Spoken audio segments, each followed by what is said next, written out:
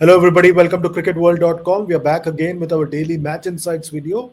The fourth day of the second test between England and India at Edgbaston has completely gone India's way. And as always, I've got Nikhil Narayan, my friend and colleague, to discuss the 4 days play. Nikhil, the 4 days play was a bit curious to watch because the Indian team probably playing to a strategy, delaying the declaration, but the skipper, Shubman Gill, what a time he's having with the bat.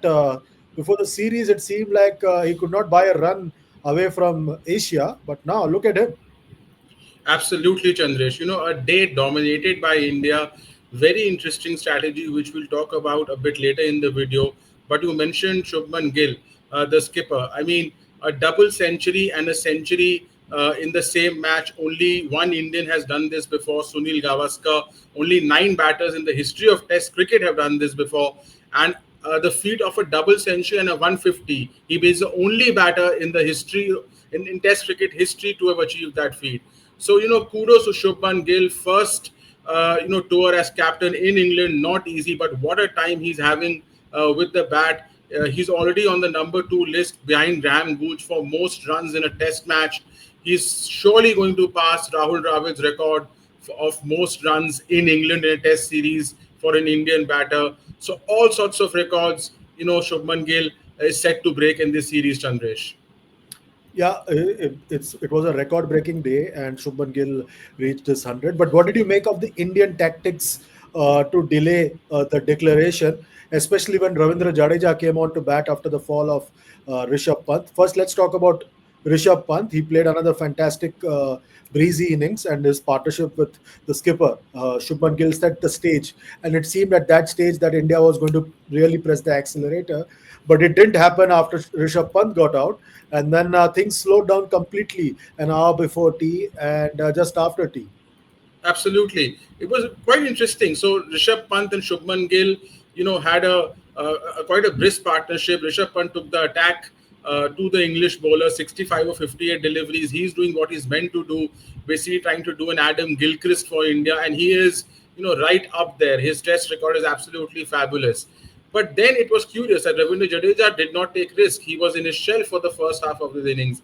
And the English commentators especially were baffled at what is happening. Is India playing into England's hands? Why is India wasting time? I mean, surely 450 plus should be good enough. But we all realize now, I mean, coming to the tactics, why did India not declare earlier? There are two reasons for this, Chandresh. One, they wanted to make sure only two results are possible in this test match. One, an Indian victory or a draw. They wanted to eliminate England's victory come what may. But they also knew that whatever target they give England, following their philosophy of baseball, which has become a matter of pride for them, they will still go for it. So they wanted to give them such a target, where the scoring rate is 5.5 plus per over. England takes undue risk and in the process lose wickets. I think that was the mindset for the delayed declaration, not only to increase the target but also that required run rate was in question. Also, they wanted to give England a maximum number of overs in the fourth innings. Let's say around 110, 120. Not only so that they get less overs in the chase, but also they did not want their bowlers to bowl more than a certain number of overs. Given the workload given the workload Mohammad Siraj and Akash Deep have had in this test match, and given that only a 3-day gap between this test and the Lord's test. So I think given that they didn't want their bowlers to get tired, carry a niggle, as it is Jasprit Bumrah, although he'll play the Lord's test, but fitness is a concern. So I think that was also a major reason. This was pre-decided that they'll give 110 overs or so to England in the last innings and not more than that.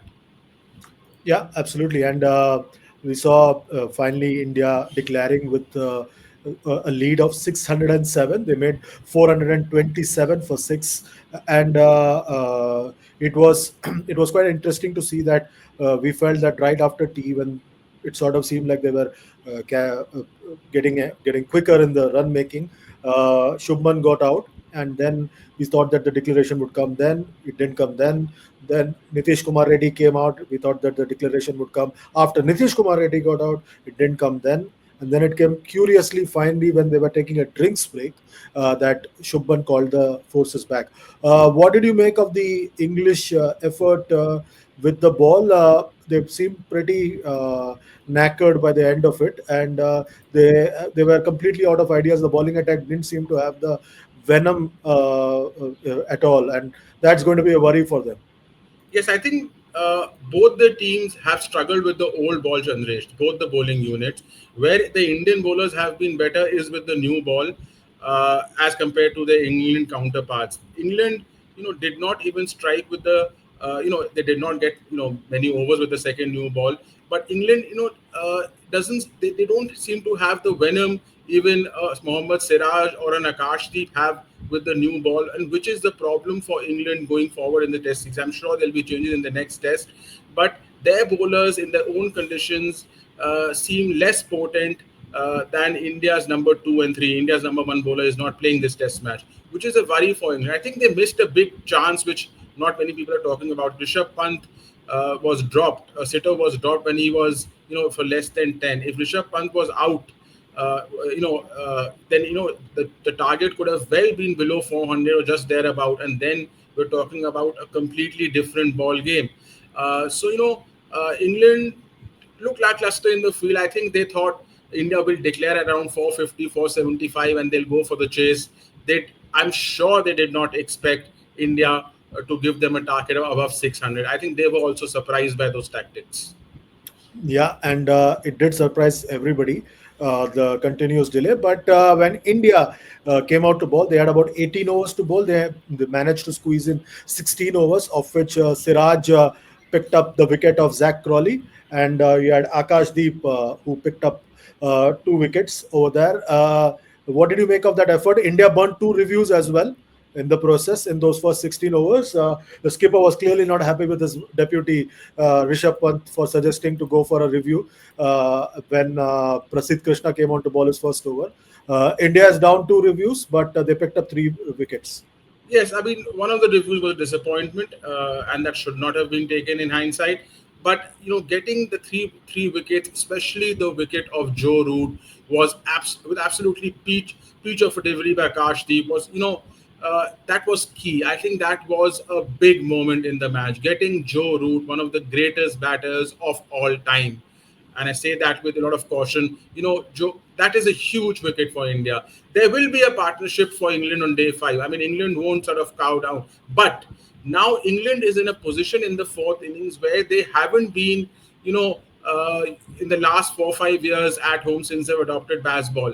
They surely cannot win this test match. If they go for the runs, I mean, I don't think they will, but if they go, they might be bundled out for 175. And the problem for England is I don't think this England team knows how to bat defensively in the fourth innings because they've always gone for the target. That is the philosophy. So they are now in a position where they have to bat out time and balls, which a lot of these batsmen may not be accomplished to do. So this makes this test match day five a very interesting one. And I think India are in the driver's seat if the rain gods stay away. What do you think will be England's approach in this on the final day? Like you said, they have not been in this situation at home, but away from home in India last year, in Pakistan, they were under pressure. So it's been a long time since they've been under this kind of pressure. Do you think they'll still go for it? Because remember, they're scoring at 4.5 runs and over already, but it was a very small sample size. Can they afford to take the same risk that they took in the first innings, especially Harry Brook and Jamie Smith? I mean, for the first 1 hour, Chandrish, I don't think they'll go for it. They require what 530 runs still to win, 536 or what? I think there are maybe some 100 overs left, 90 plus whatever they have to make up. That's five and a half and over. I don't think that is. I don't think that is possible. Even if they go for it, I mean that will be playing into India's hands. So I think England is going to be caught in a web. If they go for it, they'll take risk. They might lose their wickets. If they don't go for it, they don't know how to bat defensively. It's not their approach in baseball.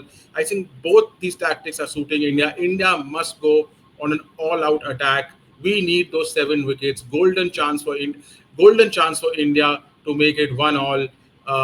Jasprit Bumrah played the Lord's Test. Golden chance for them to square the series. India cannot let this opportunity go as long as the rain stays away.